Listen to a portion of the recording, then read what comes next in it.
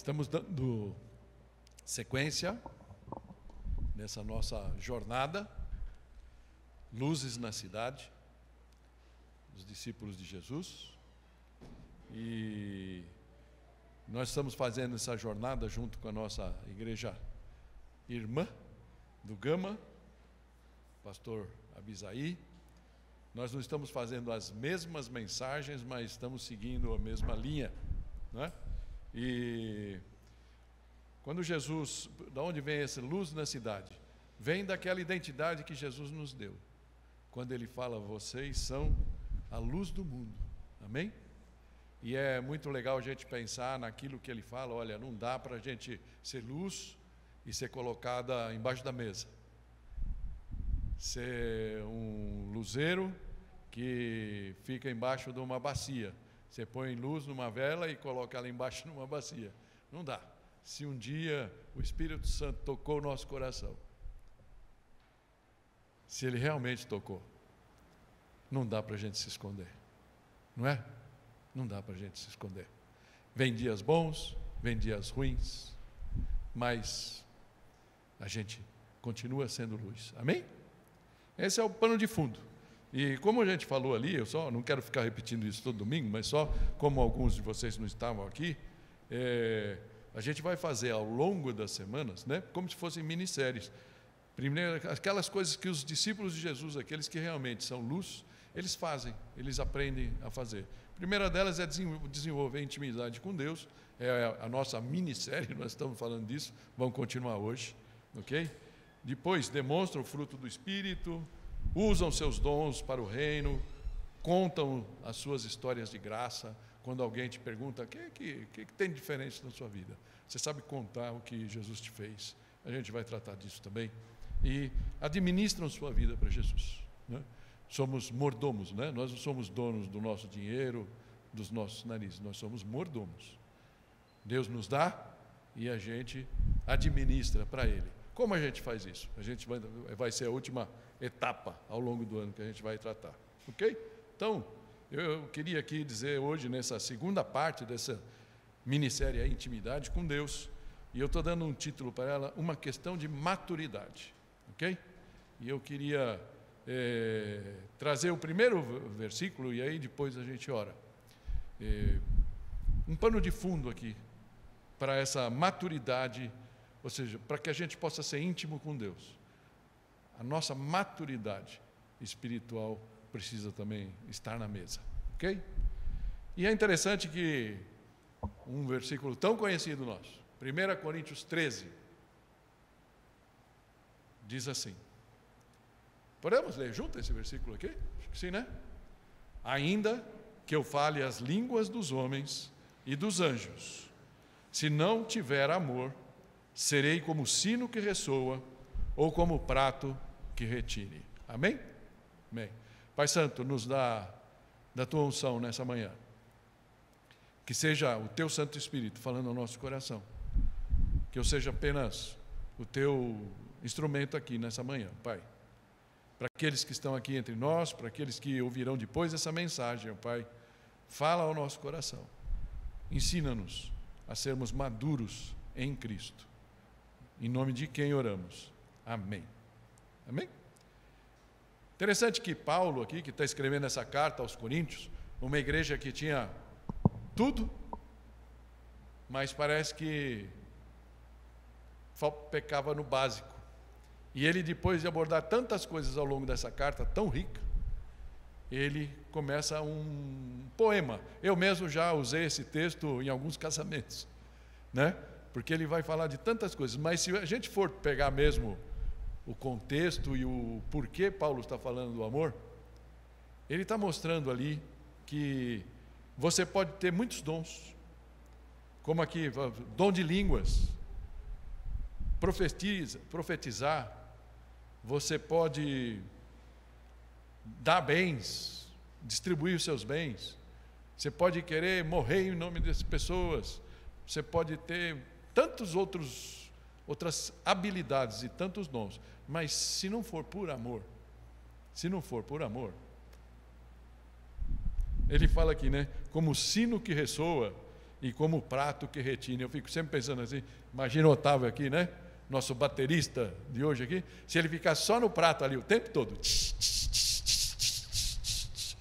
umas 2, 3 vezes junto a gente aguenta, né? O resto da vida não, né? É mais ou menos a comparação que Paulo faz aqui, né? Mas o que isso tem a ver com maturidade? É que o amor é um sinal de maturidade, e é isso que eu queria compartilhar com vocês nessa manhã, para que a gente possa ser íntimo de Jesus. A gente precisa ser maduro na fé. E é interessante que, lógico, a gente não vai aqui passar por todo o texto. Lá na frente, depois dele falar de todas as coisas que o amor é, que é muito lindo, se você tiver oportunidade, se você nunca leu, eu convido você depois na sua casa, tranquilamente, aí você pegar 1 Coríntios 13 e ler. Tem muita coisa importante ali, muita coisa mesmo. Mas quando chega lá no versículo 11, Paulo faz uma analogia interessante. Ele fala: quando eu era menino, falava como menino, pensava como menino e raciocinava como menino. Quando me tornei homem, deixei para trás as coisas de menino. Interessante. Por que será que ele coloca isso no meio de um poema sobre o amor, a gente pode dizer assim, né? É que Paulo está fazendo uma analogia interessante aqui. Ele fala que esse é o caminho natural para as coisas. Imagina, maturidade física, a gente cresce, né? E a gente vai amadurecendo também. Maturidade intelectual, maturidade moral, ética, maturidade emocional.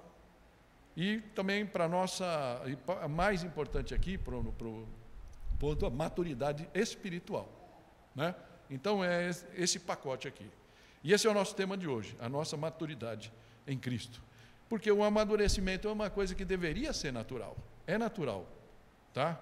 E então eu queria que a gente seguisse aqui pensando em 3 coisas. Essa maturidade espiritual, que a gente vai chamar aqui da maturidade em Cristo, ela tem o quê? Em que ela consiste, como alcançá-la e para quem ela é destinada. Amém? É esses os 3 passos que a gente queria seguir nessa manhã. Começando então pelo primeiro aqui. Em que consiste a maturidade em Cristo? Se você é um cara que está aqui há muito tempo e tem boa memória, você vai lembrar uma vez que eu mostrei um gráfico, e eu queria pôr ela nesse contexto aqui, né? Não sei se vai dar para ver bem. Tá, né? Só aqueles que estão mais lá atrás, mas tudo bem, né? Imagina aí, lembra do tempo de escola, lá você tem um gráfico, né? A linha de baixo, o eixo X, hein? Bonito, hein? Agora vocês ficaram emocionados até, né?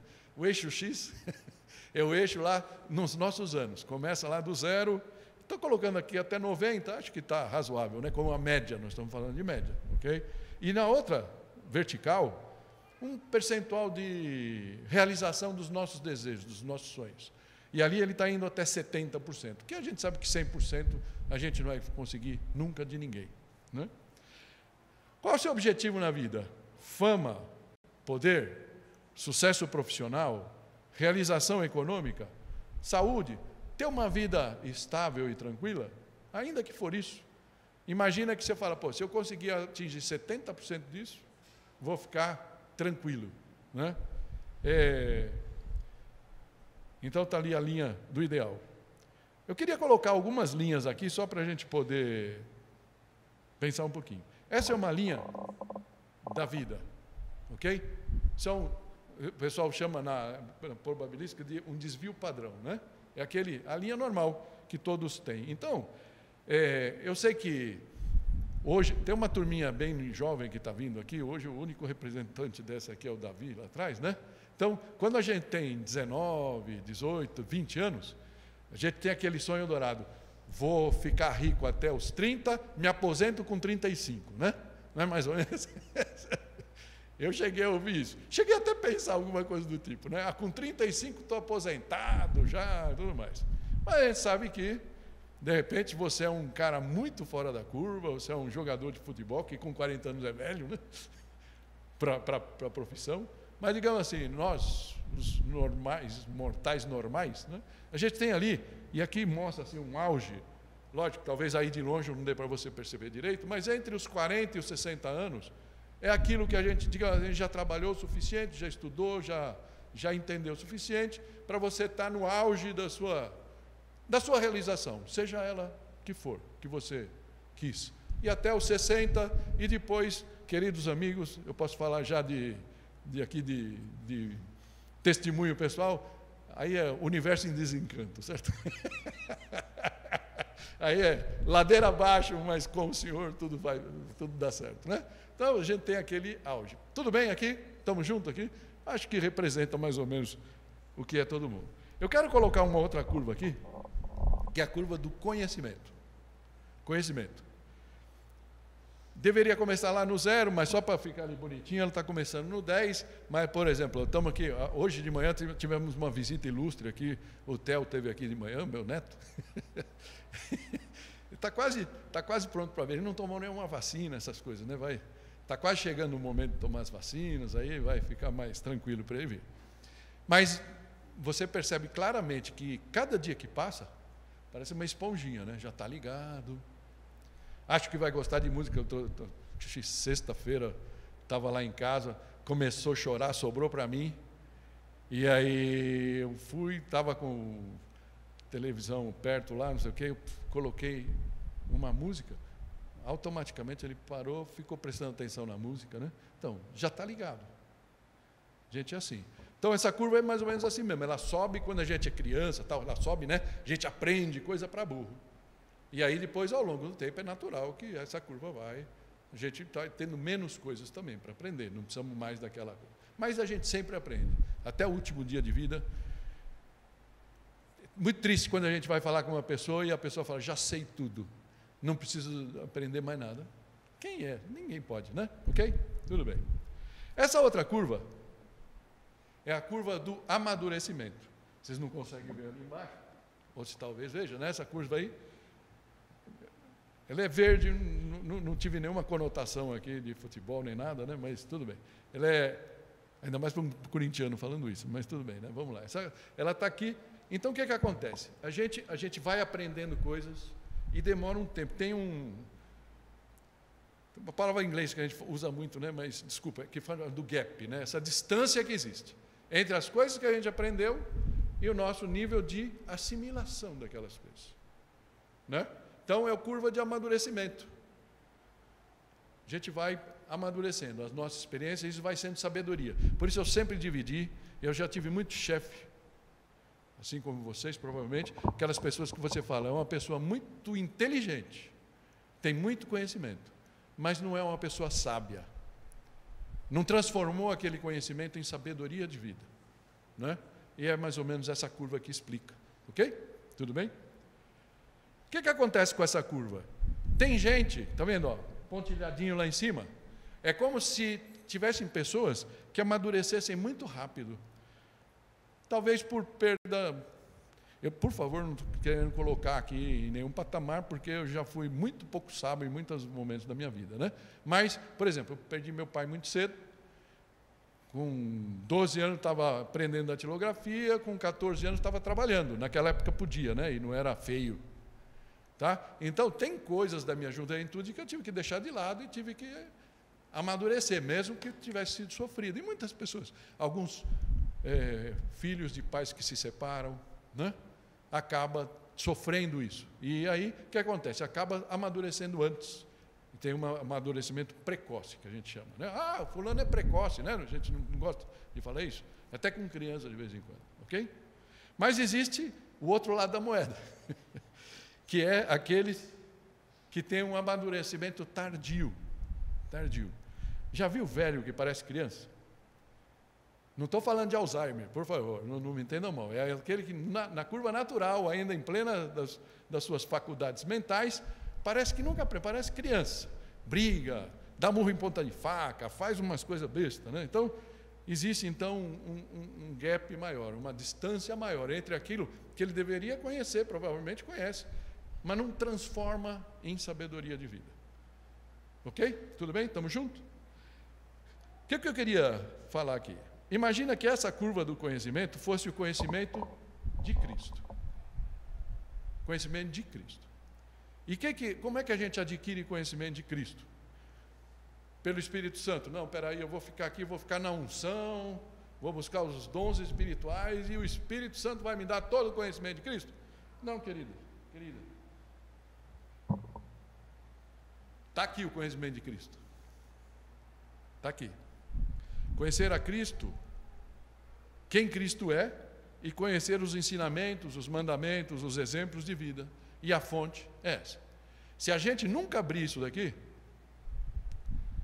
a gente vai crer num Cristo errado, sabia disso? Infelizmente, tem muita gente nas igrejas, de repente, que crê num Cristo capitalista, crê num Cristo socialista, crê num Cristo que só tem um olho para os pobres, um Cristo que, não sei, imagina aí, um Cristo superstar, um Cristo poderoso. Você pode ter várias fatias de Cristo. Mas qual é o Cristo verdadeiro? O Cristo verdadeiro é o que está aqui. E é isso que a gente tenta trazer para vocês, semana após semana, que de repente não é tão agradável, mas é isso. Tá? Então, que conclusões que a gente pode tirar aqui? Tá? Existe, então, um conhecimento natural. Você lê, de repente você lê os evangelhos e fala, vou começar a ler, vou ler Mateus, depois vou ler João, e tem coisas ali que são fáceis, você leu, está entendido, mas tem coisas que, por isso que a Bíblia é um livro vivo. Você lê uma vez, você leu 2 vezes, depois de 10 anos você vai ler de novo, aquilo ganha um novo peso, né? Uma nova cor, e você, aí aquilo pega você de um jeito, aquilo se transforma, que a gente costuma brincar, que é quando aquilo sai da tua mente e faz aqueles 30, 40 centímetros e chega no teu coração, né? Então esse é o caminho natural. Mas infelizmente existem nas igrejas esse povo, aquilo que Jesus se referia, né? Jesus chegou a um ponto, o pessoal ia para trás dele por causa do quê? Dos milagres, do pão. E aí ele até saiu e falou, eu vou sair daqui porque eu quero que a turma aprenda quem eu sou. Aprenda de mim, não do santo milagreiro, né? É o que a gente sente um pouquinho. Uma vez eu mostrei esse quadrinho aqui, lembra desse quadro? Esse pastor não tem nada a ver comigo, ele não tem nenhuma peça ali, ó, parecida comigo, hein? Eu vou ficar de perfil. Ok? Então, olha esse pastor aí. Cada membro frequentador de uma igreja traz dentro de si demandas que tem a ver com a sua cosmovisão, a sua visão de mundo, tá? Sua maneira de entender o mundo, sua maneira de entender a fé, o propósito de Deus em sua vida.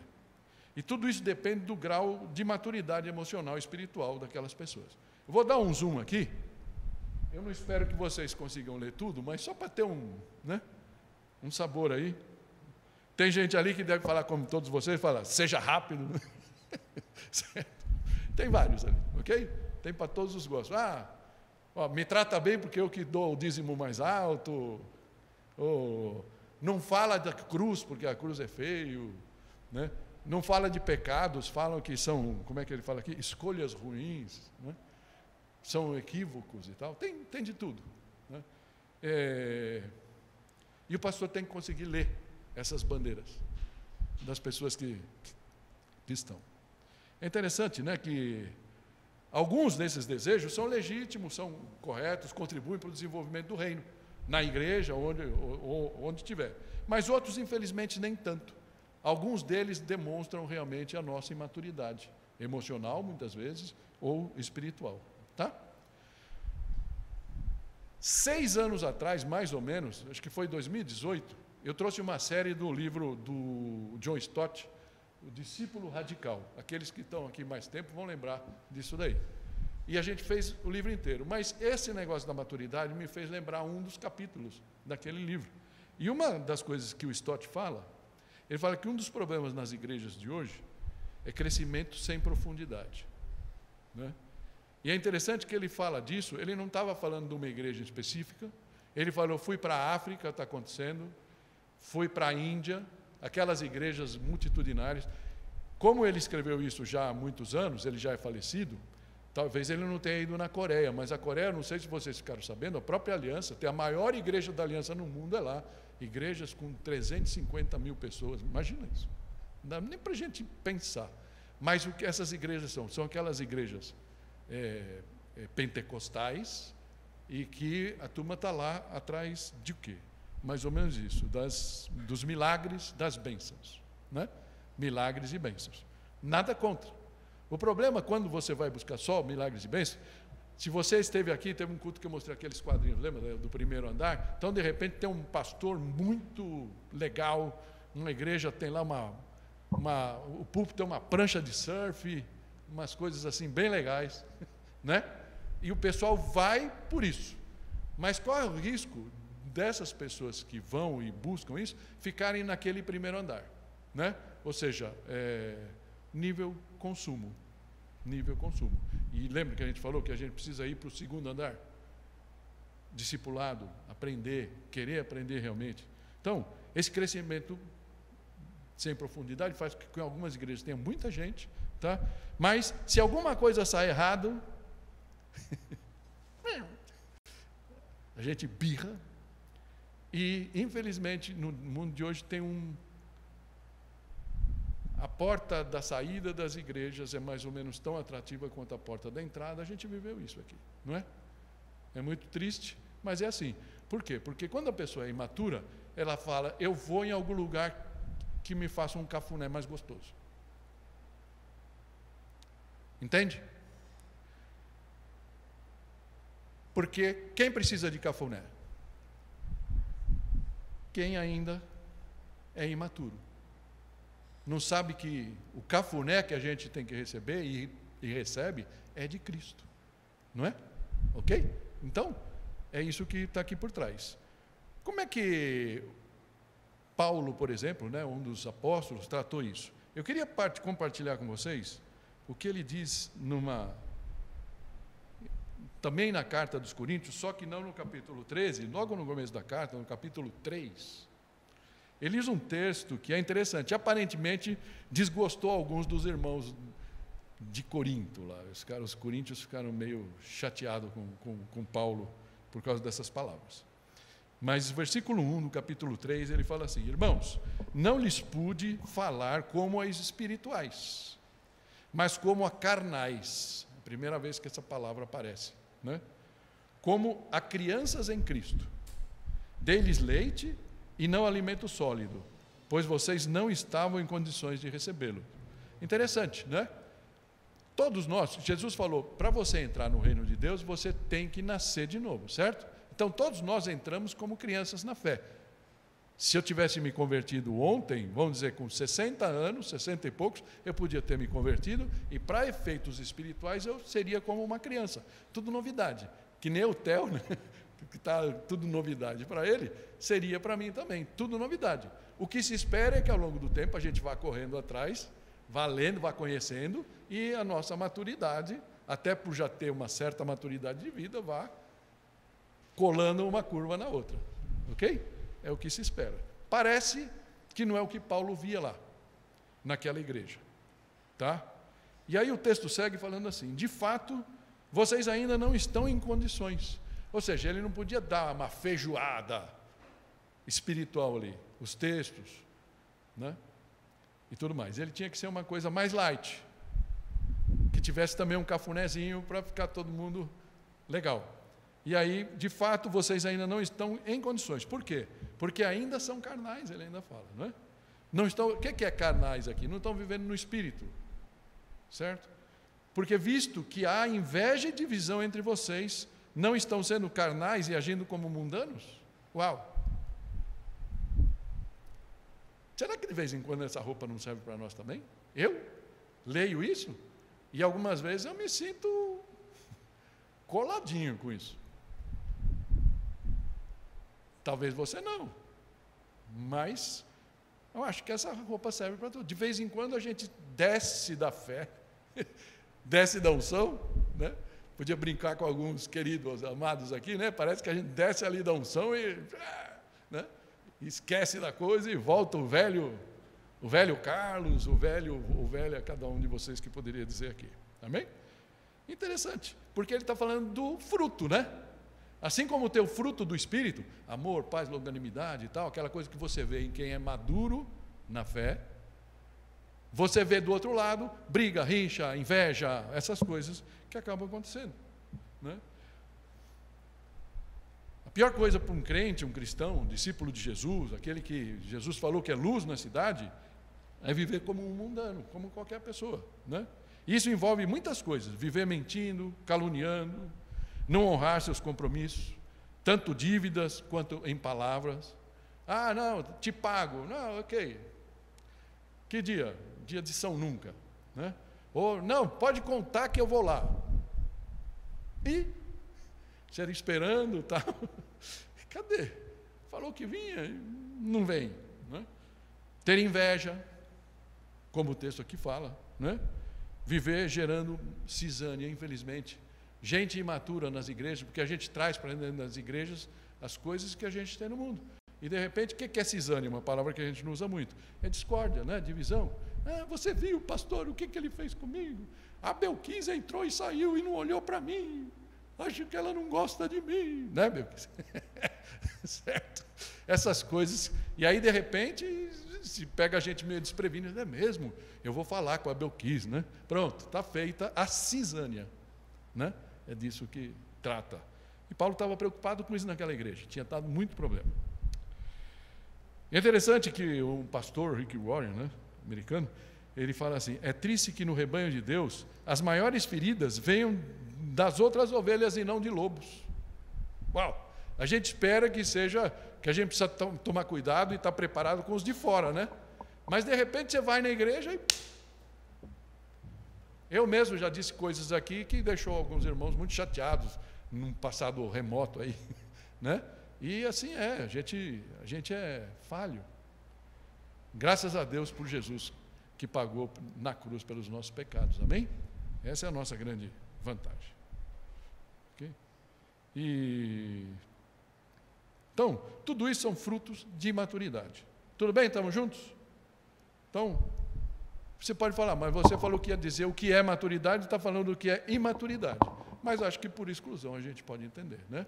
Se uma coisa, a imaturidade nos leva a umas coisas, a maturidade nos levaria no sentido oposto.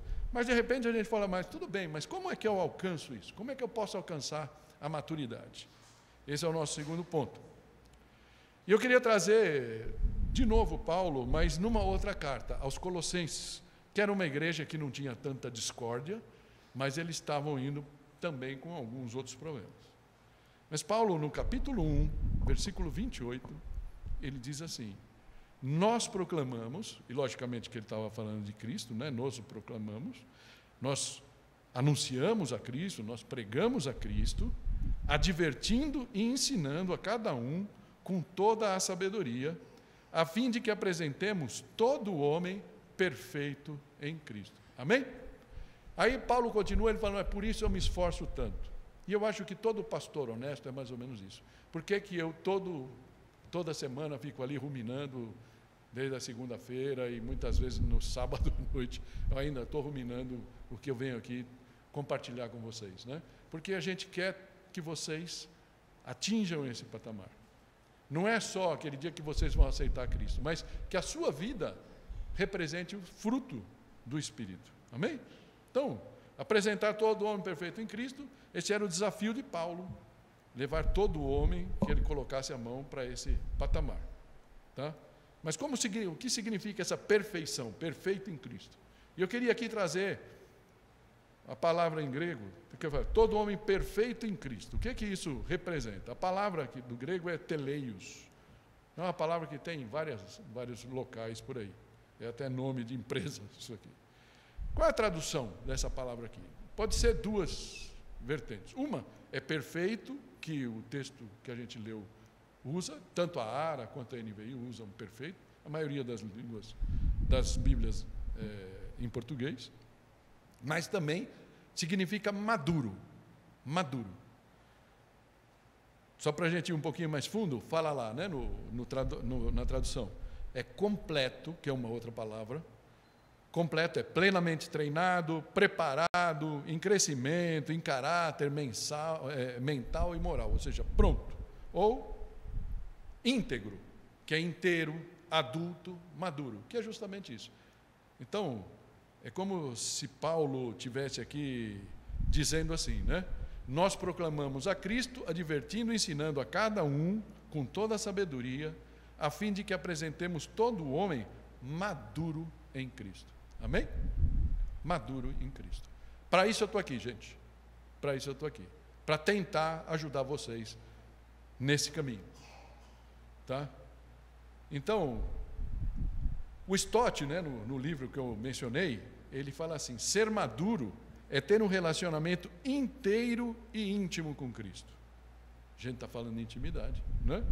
No qual o adoramos, confiamos nele, o amamos e lhe obedecemos. Certo? Essa é a coisa. Aí a pergunta que nos fica é como um cristão pode, então, se tornar maduro. E eu queria, então, trazer 2 pontos aqui, entre vários. O primeiro deles é conhecimento. Não tem muita novidade. O segundo é separação. Separação. Vou explicar. Conhecimento. Ter uma visão clara, renovada e verdadeira de quem é Cristo. Quanto mais clara a nossa visão, mais convencidos de que Ele é digno da nossa dedicação. Amém? E qual é a fonte para que isso aconteça? Eu já tinha me adiantado, né? Essa daqui é a fonte. Não tem jeito, não tem como, né? Não é que nem eu, porque eu não sei qual é a sua experiência. Outro dia comprei lá uma televisão velha lá de casa, tentei arrumar o preço, eu falei, não vale a pena, porque não tinha garantia nenhuma que ia arrumar aquela coisa e no dia a outra ia pifar. Os alto-falantes estavam todos, não tinha nada, né? E aí, tudo bem. Aí o preço do conserto, eu comprei lá uma coisinha de som lá, para substituir, né? Aí ligar aquilo, bacana, custou o preço do que ia custar o conserto. Só que vem o manual de instrução, não sei o quê. Você leu? Eu não li. Aí a gente vê, o negócio não funciona, você fica quebrando a cara, até que na marra você tem que ir lá ler o mínimo para poder saber como ligar, e está lá ligado, estou contente. Com a fé, de vez em quando, é assim, né? A gente precisa quebrar a cara, para de repente falar, pô, será que tem um versículo que me ajudaria nisso daqui? E aí, de repente, poxa, o versículo teve lá, desde o dia que você se converteu, ele está ali. E se você tivesse lido, ele poderia ter te ajudado. Ok? Então, por isso, ele fala assim, ignorância da Escritura é ignorância de Cristo. Se a gente não conhece isso, a gente está crendo num Cristo errado. Entende? Conhecer a Escritura é conhecer a Cristo. Cada vez que você lê aqui, você vai entendendo mais quem Cristo foi, quem Cristo é e qual é a essência que está no coração de Deus. Amém? Esse é conhecimento. A outra coisa é a separação. E aí eu vou aqui usar uma coisa que a gente usou faz pouco tempo, quando a gente estava acabando, né, na última pregação sobre Gênesis, que estava lá. Então o Senhor disse a Abraão, saia da sua terra, lembra disso aqui? Saia da sua terra, do meio dos seus parentes e da casa do seu pai, e vá para a terra que lhes mostrarei. E a gente chegou a mostrar, né, por A mais B, que Abraão tinha saído, mas tinha levado a família junto, ele não tinha cumprido isso daqui.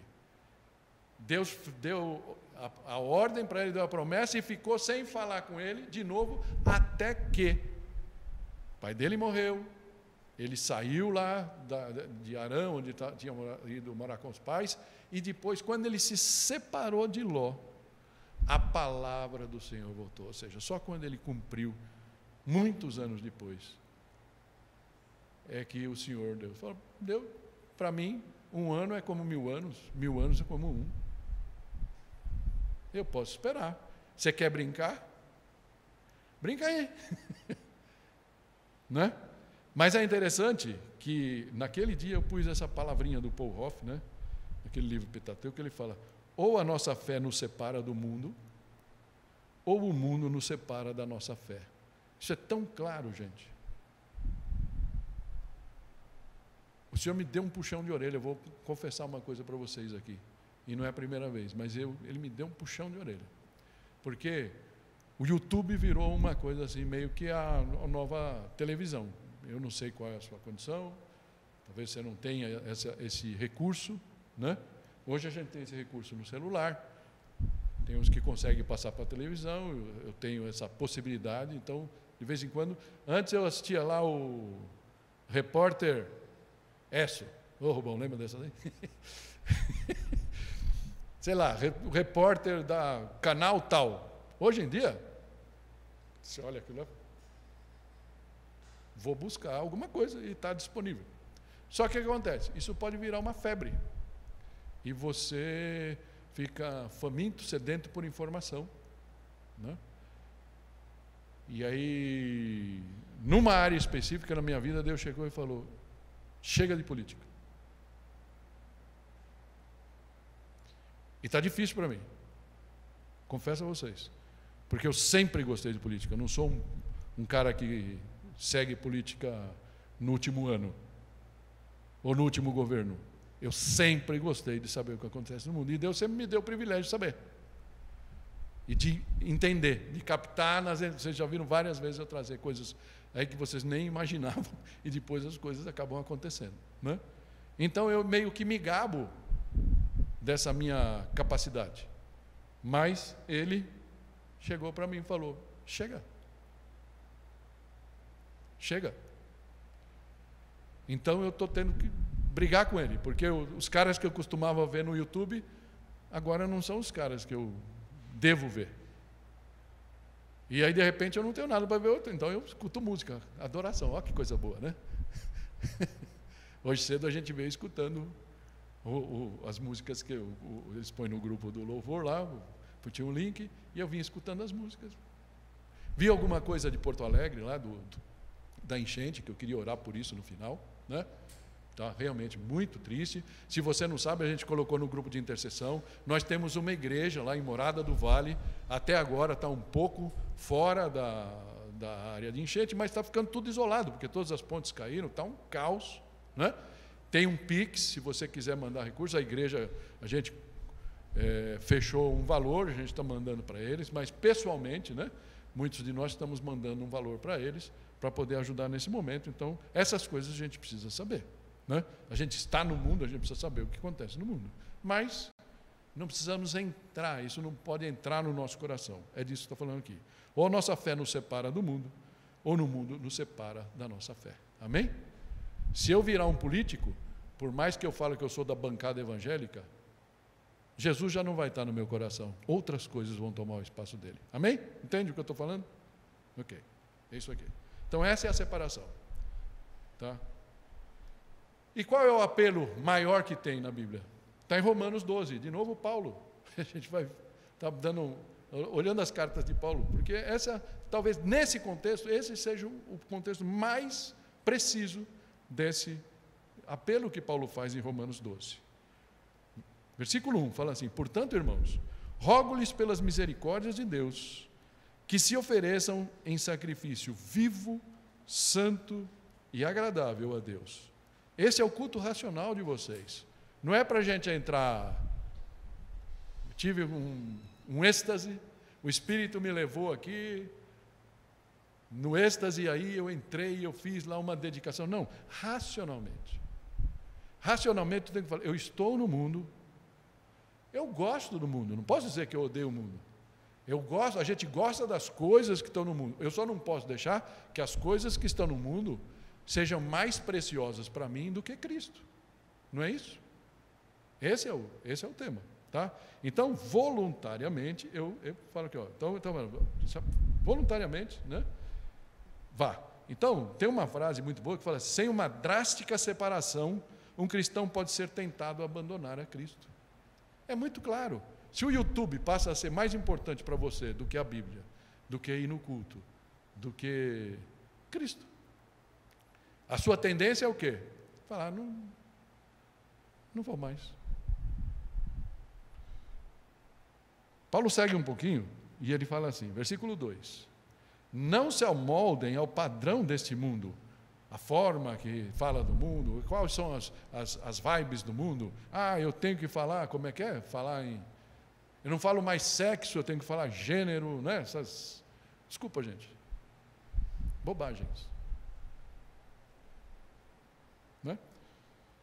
Mas transformem-se pela renovação da sua mente, para que sejam capazes de experimentar e comprovar a boa, agradável e perfeita vontade de Deus. Amém? Transformar a nossa mente.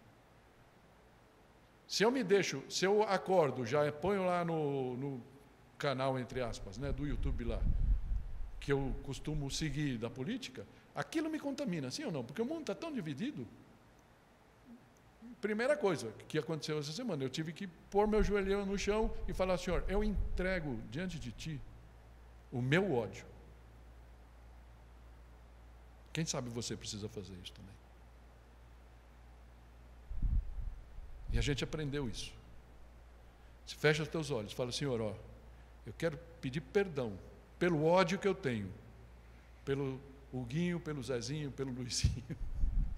E a lista é grande. A lista é grande. E ele fala assim, e aí você fala: ó, Senhor, eu estou colocando isso aqui diante de Ti. Eu coloco isso, quero depositar isso aos pés da cruz de Jesus. Me livra, Pai. Me ajuda a me livrar desse sentimento. Porque eu sei que o amor, se eu não tiver amor, e a palavra fala: ame os seus inimigos. Amar os seus amigos é fácil. Até os homens mais torpes, até os homens maus amam os seus amigos. O duro é amar os nossos inimigos. Amém? Transforme-se pela renovação da sua mente, para que a gente possa realmente experimentar o que é ter intimidade com Deus. O que é essa agradável e perfeita vontade de Deus. Amém? Um pai da fé, na verdade, o John Knox, foi um dos pais do protestantismo, a gente pode dizer assim, né? Da reforma. Ele costumava dizer assim, que a única ponte possível entre o conhecimento, aquela curva, né? Conhecimento de Cristo, e a verdadeira transformação, ou seja, que aquilo chegue no nosso coração, é o quebrantamento sincero. Por isso que a palavra fala: diante de Jesus ainda todo joelho se dobrará. Será que algum dia o seu joelho se dobrou? E você confessou que Jesus é o Senhor da tua vida? Ou você continua com as rédeas? Última, bem rapidinho. Para quem é destinada a maturidade? Para os pastores, para os entendidos. Essa é a heresia de Colossos, sabia? Gnoses entrando, que tinha os mais entendidos que outros. Então, a quem é destinada? A todo homem. E a gente já leu isso aqui, sem dar ênfase. Colossenses 1:28, quando ele fala lá: nós o proclamamos, advertindo, ensinando a cada um, com toda a sabedoria, a fim de que apresentemos todo homem. Ok? Todo homem. Eu, cada um de vocês. Podia citar todos vocês pelo nome aqui. Amém? Todos nós, todo homem maduro em Cristo. Portanto, não há duas classes de cristãos, somente uma. O chamado à maturidade é para mim e para você. De vez em quando você vai falar com o irmão, com a irmã: eu não gosto de ler, eu não sei, isso não é para mim não. Você é testemunha? Você fala: não, eu tenho vergonha, eu sou tímido, sou tímida. É uma boa desculpa, né, para não fazer o que deve, certo? Então, fala assim: o chamado à maturidade é feito a todos. Ninguém pode terceirizar a culpa de não amadurecer. Começo a trabalhar, caso e continuo no videogame, Hoje em dia eu não posso falar de bermuda, né? Porque até eu gosto de usar de vez em quando, não venho pregar de bermuda. O que vocês vão achar, né? Tudo bem. Mas aí, de repente, você está lá de bermuda, tal, beleza. Mas antes a gente falava disso para aquela pessoa que não queria amadurecer, né? Gostava ainda, se mantinha como criança emocional, né?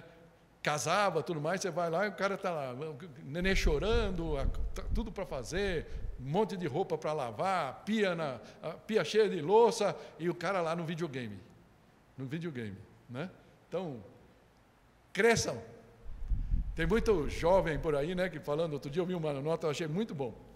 Que não sei o quê, precisa mudar o mundo, que a Amazônia, que a mudança climática. Fala, começa pelo básico. Você arrumou sua cama hoje de manhã? Você quer mudar o mundo, nem arruma sua cama? Vai te catar, né? Certo? Aprenda a ser gente. Larga a chupeta emocional. Cresça. E assim é com a nossa fé. Amém? Para terminar, se vocês quiserem, vindo, Vou voltar para o texto que a gente começou. 1 Coríntios 13, ele falando sobre o amor. E aí Paulo, talvez num dos seus momentos mais sublimes, ele fala assim, versículo 9 do capítulo 13: pois em parte conhecemos e em parte profetizamos. Quando, porém, vier o que é perfeito, o que é imperfeito desaparecerá. Como é que ele estivesse dizendo aqui? Agora o nosso conhecimento é parcial, é incompleto. Por mais que eu estude, por mais que eu busque, ou o próprio Paulo falou, se Paulo falar isso, quanto mais eu, né? Seu pastor aqui. Paulo falando, olha, eu falo do que eu pude entender, o que Deus nos deu, a revelação divina nos mostra. Mas a gente sabe que ainda é parcial. E ele fala, mas quando, porém, vier o que é perfeito, quando Jesus vier, quando Jesus estiver aqui, o que é imperfeito desaparecerá totalmente. Amém? Quando ele vier, essas coisas imperfeitas que a gente faz desaparecerão. A nossa maturidade vai ser total. A gente não vai precisar mais lutar para amadurecer, porque a gente vai ver.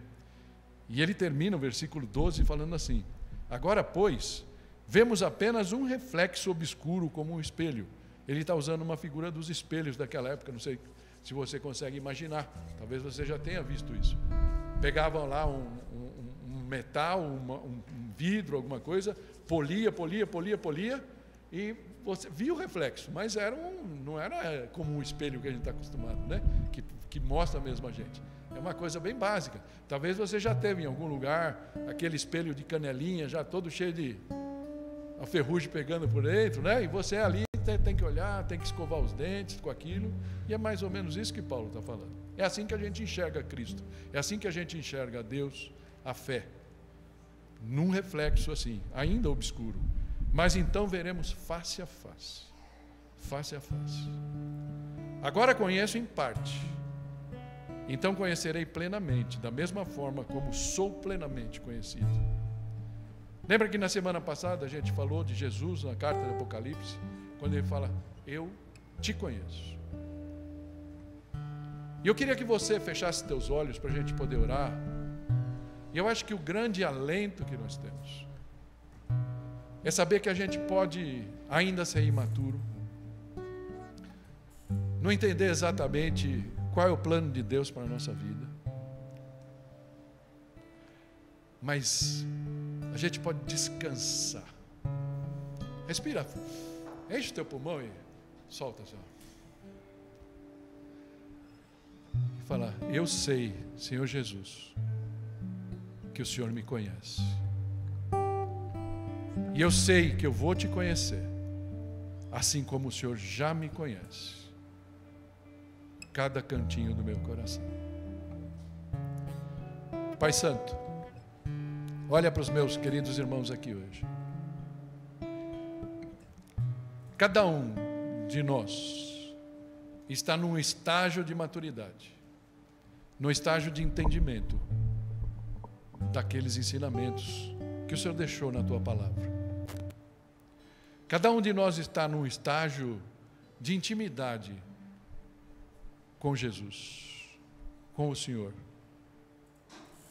Nos ensina, Senhor. Tira de nós, mostra-nos, Pai, nos dá a vontade, nos dá o entendimento. E aquilo que fala de ser intencionalmente adulto, Pai, nos ajuda a buscar a maturidade. Nos ajuda, Pai, a cuidar da nossa maturidade emocional, porque dela vem muitas vezes as dificuldades nossas, Senhor.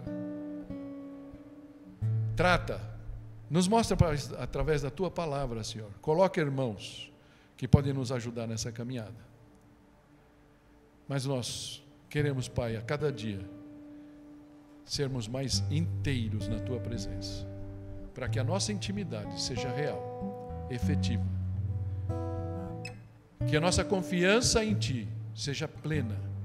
Nós não precisamos mais confiar nas nossas próprias forças, porque sabemos que quando entregamos a Ti o nosso destino, o Senhor vai cuidar do nosso amanhã. em nome de Jesus. Amém.